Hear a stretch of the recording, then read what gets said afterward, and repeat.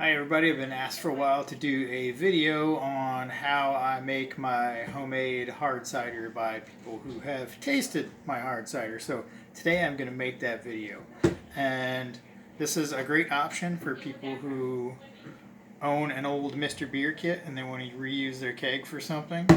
Or if you got a fermenter or want to make yourself a fermenter out of a food grade plastic bucket and these nice little spigots and airlocks that you can buy on Amazon or any brewing company site, etc., etc. They're not hard to get a hold of, and it's pretty easy to make. But I would say if you want to go really, really easy, just get on like MrBeer.com, or sometimes you can find these in thrift stores even. I think I gave like maybe $20 for one of these. It's already got, you know, the spigot and everything. You don't have to worry about putting an airlock on it. It does all the work with the cap. And if you already own one, break it back out, wash it up, and use it. One thing I'll say is the good thing about making cider as opposed to when I was making beer is you don't have to worry about sanitizing as much. Like today I'm gonna show how to do it using my bucket. For the Mr. Beer, do the same thing, just don't put as much juice in it, because if you put 4 gallons of juice in this 2-gallon container, it's gonna overflow, it's gonna be bad. So but this, I just rinsed it out. I didn't do a bunch of bleaching and stuff like I had to do with when I was making beer, because you just got to do a lot more sanitizing with that.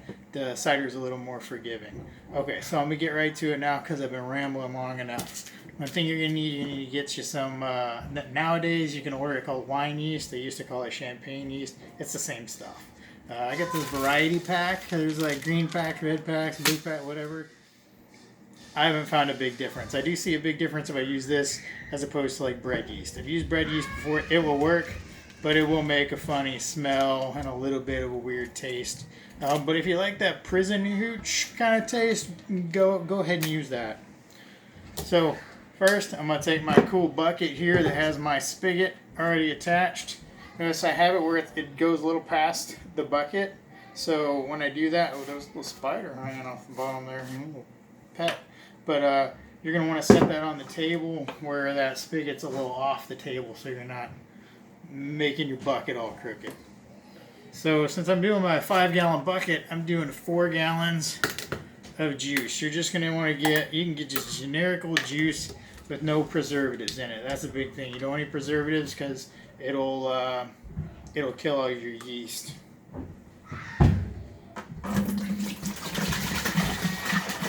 This is the really exciting part. We just stand there and you dump 4 gallons of juice into a bucket. Make some pizza. I'm not going to go on about bottling today. That'll be in either part 2 of this video. I might do a second video. I might edit them all together. I don't know yet. We'll see how lazy I am about this. Do you need something going? I'm making a video. Alright, we'll go on and play. One of my kids is staring at me in the doorway. It was kind of awkward. You might be able to hear them running around and fighting upstairs. I don't know what's going on. Here goes.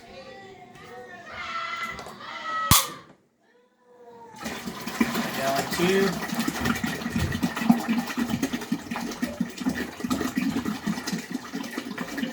Yep, there it goes. Gallon 2 in the bucket.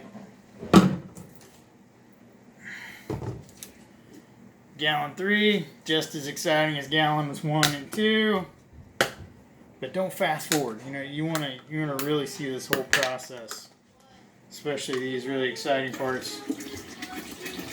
Trying to slow my pour a little bit so I don't splash all over the place. Check my spigot. Yep, nice and tight. Nothing's leaking on me there. And you make sure you put your spigot in the off position too, or you're gonna like pour juice all over your feet. That goes for this bucket and the Mr. Beer kit. The spigot in the off position. Oh. Yeah, you're never gonna see like, I don't know, any of these, you know, I don't know, Martha Stewart or whoever, any of these like cooking show kind of people. I don't even know who all's on TV anymore. You're not gonna see them make this. This is some serious stuff. This is real prison / homesteader / weird doomsday prepper guy style hooch. This is going to take you about 7 days. This will have the alcohol content and everything. It won't be carbonated, but you could totally drink it. It'll be kind of like a wine. Oh, I forgot a step before I put this yeast in and just let it sit. I like to do this. This is a totally optional step. I do it just to boost the alcohol a little bit. We'll put about a half a cup of sugar in here. And that's just going to give that yeast plenty of sugar to eat and really get it going. A pack of this will do up to 5 gallons of wine. So I just put a whole pack in this, 4 gallons worth of juice, and it works great. And if you're using these, I've done a whole packet and these have been fine, or you can half it. I usually make 2 at a time, so I can half it or I put a whole one in there. I've seen no big difference. Let's see if this guy will open. Should have brought some scissors. Scissor teeth. Alright. Again, I went ahead and just, I'm not stirring anything either. I just dumped it down in there. And I'm just going to sprinkle this on top. Sprinkle that all over. And we're just going to let it sit in there and eat. A couple of my kids are staring at me again. Let's see. Now I'm going to go ahead, now that I've got that in there, I'm going to put my lid on. And if you're using a bucket like this one, you're going to have to put some water in the airlock. Actually, Ephraim, could you go get me a little cup with some water in it? Yeah, sure. Okay. Thanks, pal. Because what I'm going to have to do is I got to put some water in this airlock for it to work. And there's a little fill line on here. And what that lets it do is it lets the lets your hooch or your cider, whatever you like to call this, lets it burp, lets it release some of the pressure without popping the lid off of this. But the water prevents any bad stuff from coming in. Now with the Mr. Beer Keg, it basically just releases around the lid. It's not like perfectly airtight, which is good.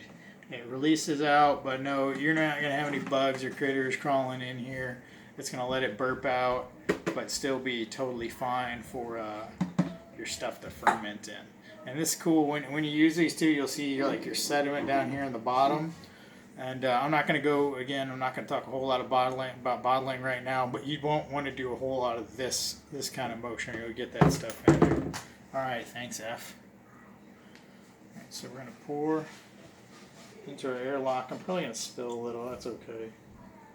Go a little over my water line, but that should still be good. It's not too crazy far over. So, yep, got that in. I'll pop my cap on.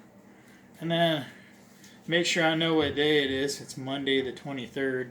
So I'm going to let this sit for 7 days. And like I said, in 7 days, it'll be drinkable. It'll have alcohol content, and it'll taste like an apple wine. But then when I go into the bottling process, I'll show you guys what I do to carbonate. So thanks for joining me, and I'll see you next time. Bye.